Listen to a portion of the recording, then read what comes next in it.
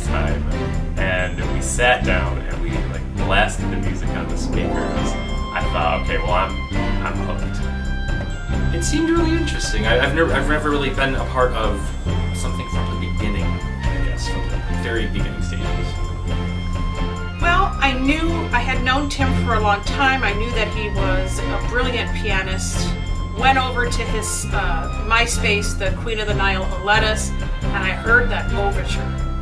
And the orchestration of that overture was just, I was like, okay, all right, we've got something here.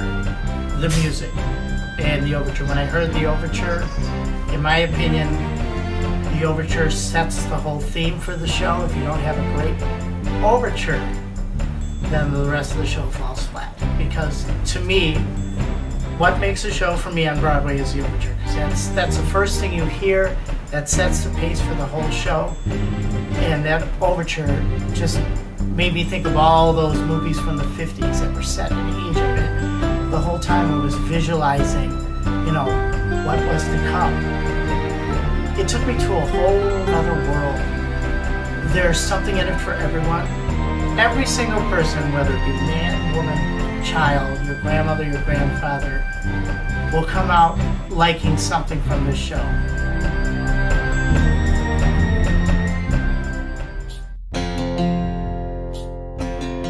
Tim has a very big personality. He's kind of crazy. I remember. It's great. I love it. I remember when we first sat down here and started listening to the music that he had created. He's sitting there.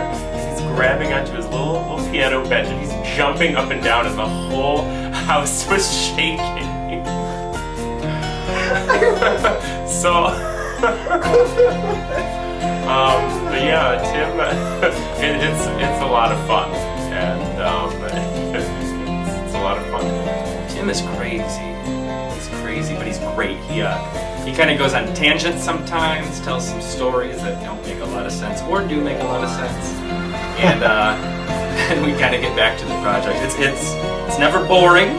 It's never boring. I enjoy it. Tim's, he's this mad scientist, but he's just this strong-willed businessman. And then on the other side, he's just got this really sweet, sensitive side. But all in all, he's a man running a business, and that's what I focus on. I try to separate our friendship, keep a professional, keep the professional side of things going, and let him be his mad scientist self. I think that's the best way to describe it. I mean, he's creating something extremely epic.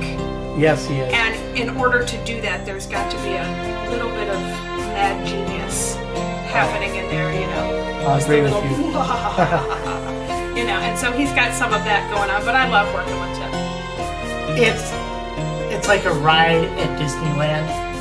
You never know what to expect.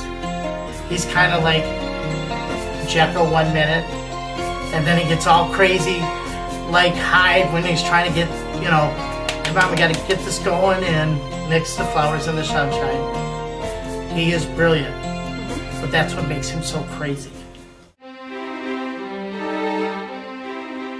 I think it's great.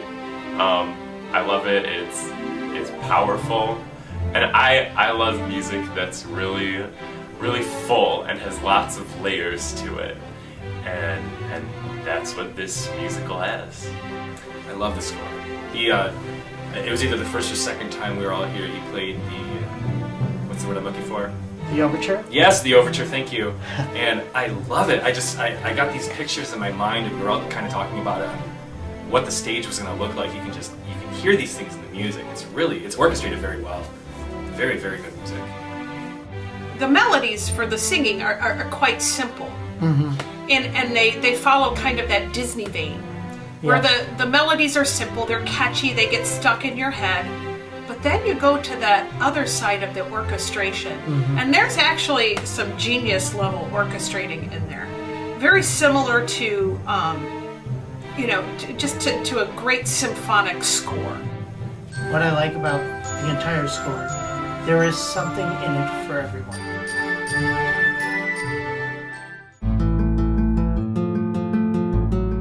Well, number one, Tim.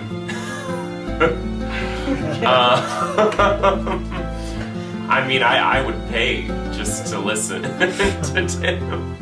And I think we've got like a lot of fun people in the cast, and I think we're gonna have a great time. Well, truth be told, I've never seen a reality show. I don't watch TV. But I think that there's a lot involved with this kind of production. And I think because we're all theater people, there's probably going to be some drama. And that's what people like, right? Putting this together as a reality show is going to answer a lot of those questions that people have. Well, why aren't you somewhere else? And this is why, because it's not easy. I think a reality show can really bring some education to people and say, okay, this is how it works. People maybe who don't know about the business or are young and starting out, show what's involved. It's not just going up on stage and learning your lines, learning this dance number and singing a Preparing song. an audition. Yeah, preparing the audition. There's a business aspect of it.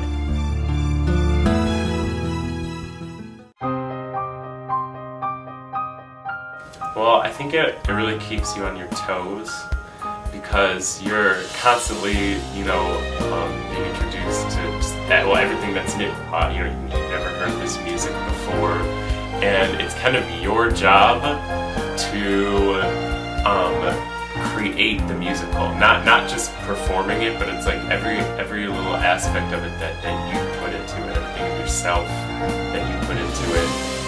You're creating it for the first time. So it keeps things interesting, and sometimes you get lost, but I think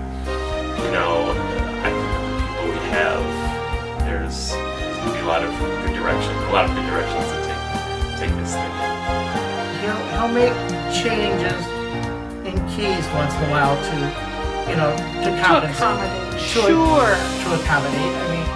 I feel like this show, not only is it a story that people know, a lot of newer shows that are coming out on Broadway, specifically now, are brand new ideas, are brand new,